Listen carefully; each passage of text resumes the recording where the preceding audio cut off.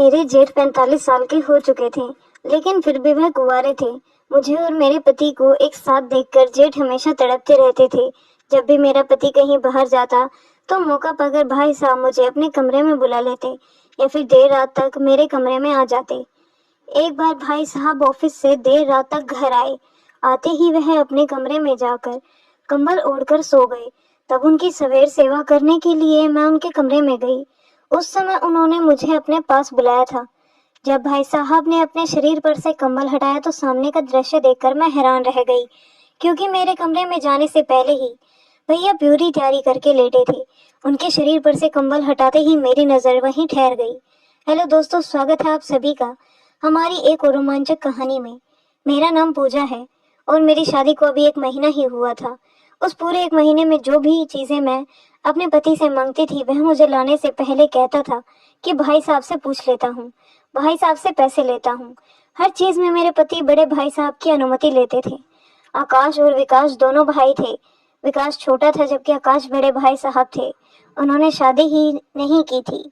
अपने पति विकास से मैंने भाई साहब की शादी ना करने का कारण पूछा, तब वह बोले अब तक मुझे भी इसका कारण समझ में नहीं आया है। भाई साहब को शादी करने की इच्छा नहीं थी, इसीलिए माँ ने मेरी शादी करा दी। भाई साहब अब 45 साल के हो चुके थे। धीरे धीरे मुझे समझ में आने लगा था कि मेरे ससुराल की पूरी संपत्ति भाई साहब की ही है। उन्होंने खुद अपनी कंपनी स्थापित की थी। मेरा पति अपने भाई की कंपनी में काम करता था। सीधे शब्दों में तो वह भाई की कंपनी संभालता था। हमारा रहने वाला बंगला भी भैया ने ही बनवाया था। घर में दोनों भाई मिलकर रहते थे। सासू माँ तो मुझसे कहती थी कि अब तुम घर में आ ही गई हो, तुम्हें और विकास को साथ देखकर आकाश का भी शादी करने का मन हो जाएगा। कुछ दिन मैंने भी भाई साहब को शादी करने के बारे में समझाया था, लेकिन वह किसी की सुनने को तैयार नहीं थे। कई बार मैंने उनकी शादी न करने का कारण पूछे जानने की कोशिश की, लेकिन मेरे हाथ में कुछ नहीं लगा। 1 महीने में ही मैं ससुराल में अच्छी तरह से बस गई थी।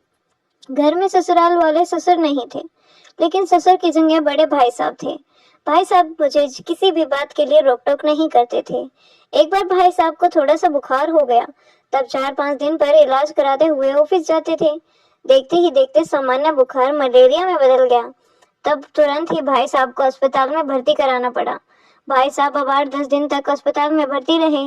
8-10 दिन को अस्पताल में टिफिन लाने ले जाने में ही मैं थक चुकी थी। 10 दिन बाद भाई साहब को अस्पताल से घर लाया गया। अस्पताल के चक्कर में मैं बहुत थक गई थी। घर के काम करने के लिए नौकरानी थी, लेकिन फिर भी घर वालों को मेरे हाथ का खाना ही ज्यादा पसंद था। नौकरानी के हाथ की तो चाय भी नहीं पीते थे। सासू माँ मुझे एक रोटी भी बोलकर नहीं देती थी। उस दिन मैंने सासू माँ से कहा, मेरी माँ, मेरी बहुत ही भागदौड़ हो रही है। घर में कोई विकास के लिए अलग खाना बनाना और भैया के लिए दूसरा फीका खाना बनाना पड़ता है, उसमें आपको भी खाना अलग होता है। अब कुछ दिन भैया घर पर ही आराम करेंगे तो उनकी एक भाल आप कर लीजिए।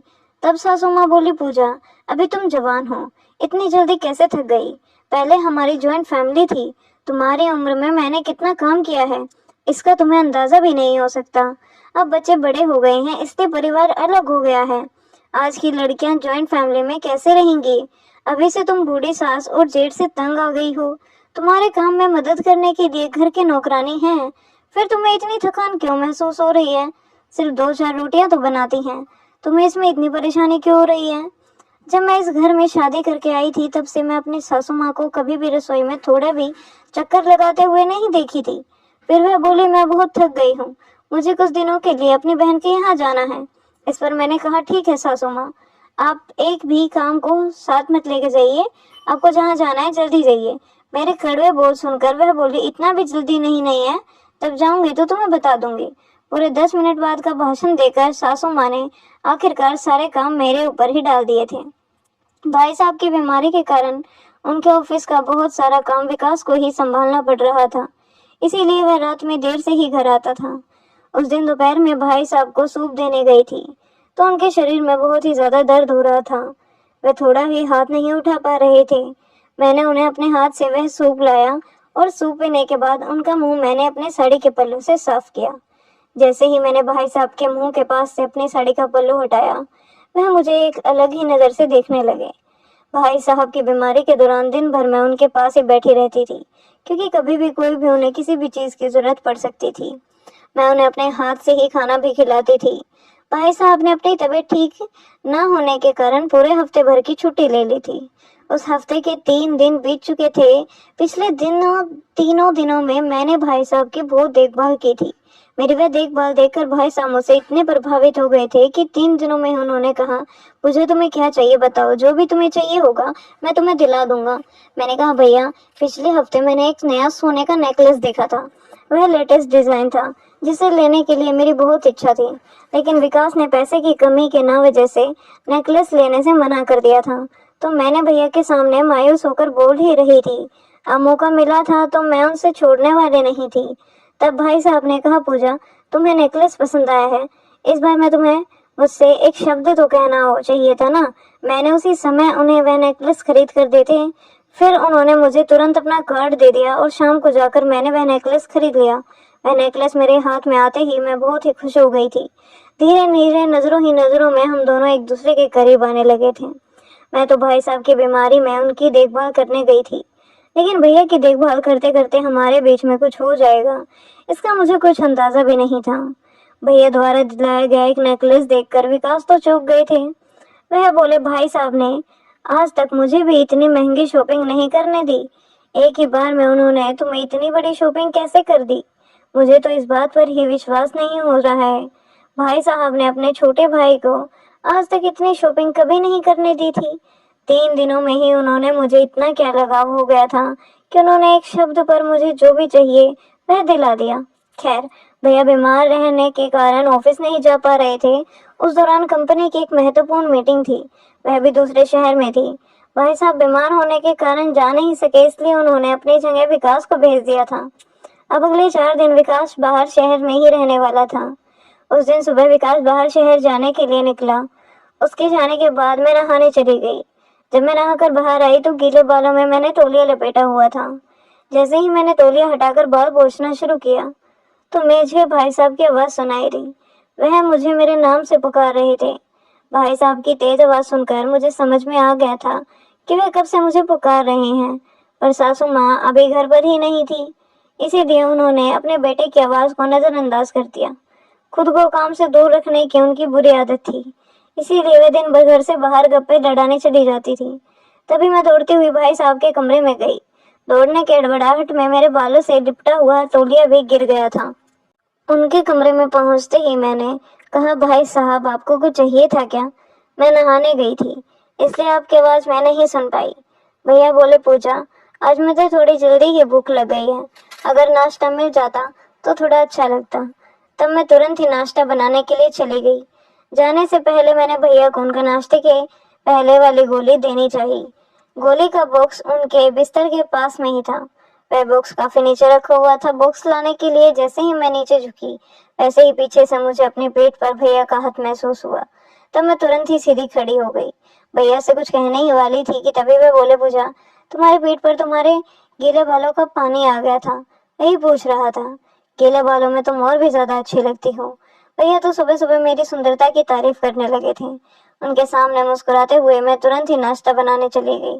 नाश्ता मैंने उनकी पसंद का गाजर का हलवा बनाया था। मेरे हाथ का हलवा खाकर भैया हमेशा मेरी तारीफ करते थे, लेकिन आज वे कुछ ज्यादा ही तारीफ कर रहे थे। बीमार होने के कारण मैं अपने हाथ से उन्हें खाना खिलाती थी। उस दिन रात को मैं भैया को खाना खिला रही थी। जैसे ही मैंने उन्हें रोटी का टुकड़ा खिलाया, उन्होंने मेरी उंगली काट दी। इतने दिनों में ऐसा मेरे साथ पहली बार हुआ था। उन्होंने जानबूझकर काटा था या गलती से, यह मुझे समझ नहीं आया। भैया ने थोड़ा सा जोर से ही काटा था। मैं दर्द से कराने लगी थी। जब भैया ने मेरे हाथ को दोनों हाथों से कसकर पकड़ लिया, फिर वह मुझे एक अलग ही नजर से देखने लगे। भैया ने एक अलग ही शुरुआत की और फिर बोले, पूजा मेरी पत्नी भी तुम जैसी ही बात नहीं होनी चाहिए थी। उनकी बातें सुनकर मैं खुश हो गई, क्योंकि वह शादी के लिए तैयार हो गए थे। यह मुझे समझ में आ गया था कि आगे उन्होंने कहा, मुझे तुम्हारी जैसी नहीं बल्कि अब तुम ही चाहिए हो। मैं तुम्हारे जैसा तो ढूंढ ही नहीं सकता था। मेरी कोई जुड़वा बहन भी नहीं थी। भैया बोलते बोलते एक ऐसे शब्द कह गए जिसमें मन पर एक अलग ही असर कर दिया था। भाई साहब ने कहा था, ऐसा समझ लो कि मुझे पत्नी के रूप में तुम ही चाहिए। यानी भैया का मेरे प्रति नजरिया धीरे धीरे बदल रहा था। उस समय मैंने उनकी बातों पर ध्यान नहीं दिया, लेकिन धीरे धीरे मैं भी उनकी ओर आकर्षित हो रही थी। भैया की बीमारी ने हमें एक दूसरे के करीब आने पर मौका दिया था। क्योंकि इन दिनों भैया ने मेरे सामने ज्यादा ही बातें कर रखी थी। पहले भी वह मुझसे थोड़ी बहुत बातें कर रहे थे, लेकिन अब तो वह अपने मन की भावनाएं मुझसे व्यक्त करते थे। उन्हें मैं पसंद आने लगी थी, ऐसा मुझे लगने लगा था। देखते ही देखते भैया की छुट्टियों का हफ्ता खत्म हो गया था और मेरे पति विकास भी घर आ गए थे। विकास के घर आने के बाद रात को उसने कहा, भैया ने तुम्हें नेकलेस खरीद कर दिया है और शॉपिंग के लिए अपना कार्ड भी दिया। वह तुम्हारी इतनी सुनते हैं तो तुम भैया से मेरे लिए 10 लाख रुपए की फरमाइश करो ना, मुझे कुछ अर्जेंट पैसे चाहिए। भैया और मेरे बीच एक अलग ही रिश्ता बन रहा था, जिससे वे मेरी सभी इच्छाएं पूरी कर रहे थे। हमारे बीच के रिश्ते को विकास को भनक तक नहीं थी।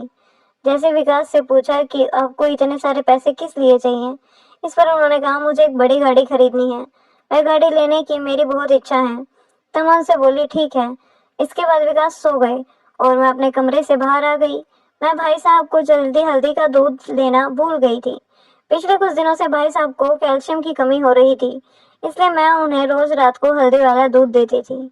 उस रात को भी मैं उनके कमरे में हल्दी का दूध लेकर गई। दूध का गिलास उनके कमरे में रखकर मैं वहां से निकलने ही वाली थी कि तभी भैया ने मेरा हाथ पकड़ लिया और फिर वह बोले, पूजा इतनी जल्दी कहाँ जा रही हो? मुझे दूध का गिलास तो खत्म करने दो, मेरे पास बैठ जाओ, मुझे तुम्हारे साथ कुछ बातें करना है, अच्छा लगता है। इन दिनों भाई साहब मेरी छोटी बड़ी बातों पर ध्यान दे रहे थे। उन्होंने कहा, क्या आंटी तुम पर बहुत ही अच्छी लगती है, वैसे जैसे तुम्हें दिखने में सुंदर थी। मेरी इतनी तारीफ तो विकास ने भी नहीं की थी। भैया का मेरे प्रति भावनाएं बदल रही थी, यह मुझे समझ में आ रहा था। बातों ही बातों में वह बोली, भाई साहब मुझे कुछ नहीं चाहिए था, मैं अपना नाम आगे करके उनसे 10 लाख रुपए की रकम मांग ली। अगर विकास के नाम से मैं उनसे पैसे मांगती तो वे कारण पूछते और गाड़ी के नाम पर वे पैसे भी नहीं देते, लेकिन मैंने अपने नाम से भैया से पैसे मांगने लगी। इस पर उन्होंने मुझे कुछ नहीं कहा, बल्कि उन्होंने कुछ अलग ही बातें करना शुरू कर दिया। वह बोले, पूजा जब तुम विकास के साथ होती हो तो मुझे विकास से जलन होती है, क्योंकि उसके पास तुम्हारे जैसी सुंदर पत्नी है। कभी कभी मुझे लगता है कि तुम मेरे साथ क्यों नहीं हो। तो भाई साहब ने बोलते बोलते मेरे बालों में हाथ फेरना शुरू कर दिया था और वह धीरे धीरे हार पार करने लगे थे। हमारे बीच कुछ होने ही वाला था कि तभी भैया अचानक ही मुझसे दूर हो गए। मैंने उनसे एक बार भी मना नहीं किया था, यानी उन सब में कहीं ना कहीं मेरी भी सहमति थी। अब भाई साहब मुझसे दूर हो गए थे, फिर उन्होंने मुझे वहां से जाने के लिए कहा। कुछ समय पहले वह मुझसे करीब होने की कोशिश कर रहे थे। अचानक ऐसा क्या हुआ था यह समझ नहीं आया। उस रात के बाद मेरे 3 दिन तक भैया ने मुझसे बात तक नहीं की थी। उन्होंने चुपचाप मेरे हाथ में 10 लाख का चेक दे दिया था। वह चेक मैंने विकास को दिया। विकास ने कहा, भैया अरे इतने मेहरबान कैसे हो गए, यह तो मुझे समझ नहीं आ रहा था। वह मुझे हक का भी हिसाब पूछते थे और तुम्हें एक ही बार में इतनी बड़ी रकम दे दिया। भैया और मेरे बीच किस प्रकार का रिश्ता बन रहा था, इसके विकास को जरा भी खबर नहीं थी।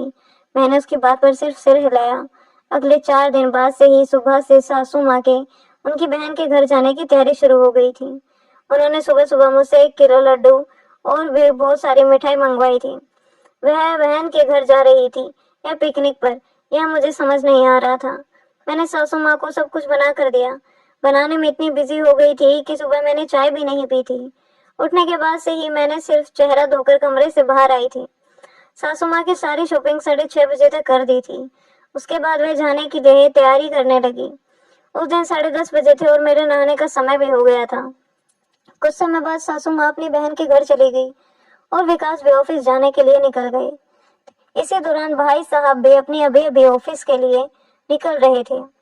बाद में मैं घर में अकेली ही बची हुई थी। नौकरानी भी सारे काम निपटा कर चली गई थी। सभी के जाने के बाद मैं आराम से नहाने गई। नहाने के बाद मैं अपने कमरे में साड़ी पहन रही थी। मैंने बस पल्लू ओढ़ा ही था कि मेरे कमरे का दरवाजा खुला और सामने से भाई साहब अंदर आए। उन्होंने देखकर मैं पूरी तरह से हड़बड़ा गई थी, क्योंकि मेरे शरीर पर पल्लू भी ठीक से नहीं था। हड़बड़ते हुए मैंने पल्लू ओढ़ा। भैया मेरी ओर आए और बोले, पूजा इतनी जल्दबाजी की जरूरत नहीं है, तुम्हारी सिर्फ थोड़ी सी साड़ी ही तो उलझी है, मुझे तुमसे कुछ बात करनी है। अब घर में कोई भी नहीं है, इसीलिए मैं आधे रास्ते से वापस आ गया था। भैया को घर में किसी के ना होने पर मुझसे ऐसी बातें, क्या गुप्त बातें करनी थी। मेरे मन में अनगिनत सवाल चल रहे थे। मैं विचार कर ही रही थी कि तभी भैया मेरे सामने आकर मुझसे माफी मांगने लगे। बोले, सिर्फ एक साधारण माफी मांगने के लिए भैया ने इतना सस्पेंस क्रिएट किया था। भैया आप मुझसे किस बात की माफी मांग रही हैं? मैंने उनसे पूछा। मेरे इस सवाल पर उन्होंने कहा, पूजा, 3 दिन पहले जब तुम रात को मुझसे हल्दी का दूध देने आई थी, तब मैंने खुद तुम्हारे पास आकर बहुत बुरा व्यवहार किया और तुम्हें कमरे से जाने के लिए कह दिया। उस दिन मैंने तुम्हारे साथ जो भी किया वह मुझे नहीं सही लगा था, इसीलिए मैं तुमसे माफी मांगने आया हूँ। मैंने कहा, कोई बात नहीं भैया, मुझे आपकी हरकत की बिल्कुल भी बुरा नहीं लगा, आप तो मेरे अपने ही हैं। मेरी बात सुनकर भाई साहब मेरे और भी ज्यादा करीब आ गए और वह बोले, तुम्हारा यह अपनापन वाली बात मुझे पागल करके रख देती है। इसके बाद उन्होंने फिर से मेरे साथ नजदीकियां बढ़ाने की कोशिश करने लगे। उस वक्त मैं भी उन्हें बिल्कुल भी नहीं रोकी, उल्टा मैं ही उन पर प्रतिक्रिया देने लगी थी। अचानक ही भैया ने मुझे पास लेकर फिर से दूर कर दिया था। फिर माफी मांगते हुए वह वहां से चले गए। भाई साहब की इस हरकत पर मुझे अब गुस्सा आने लगा था। बार बार मेरे करीब आकर मेरे मन की भावना जगाकर वह पल भर में मुझसे दूर हो जाते थे। इससे मेरी चिड़चिड़ाहट बढ़ती जा रही थी। भैया ने 2 बार मेरे साथ ऐसा किया था, लेकिन अब नहीं। अब तो मैंने तय कर दिया था कि मैं उनके पास जाकर ही रहूंगी। सासू माँ भी घर पर ही नहीं थी। रात को विकास थोड़ी ही देर में गहरी नींद में चले जाते थे। उस रात जब विकास गहरी नींद में गए, तब तक मैं कमरे में उनके बगल में ही सोई थी। जब मुझे समझ में आया कि विकास गहरी नींद में है, तो मैं उनके पास से उठ गई। फिर खुद को संभाला और भैया के कमरे में गई। भैया भी मुझे सोते हुए दिखाई दिए।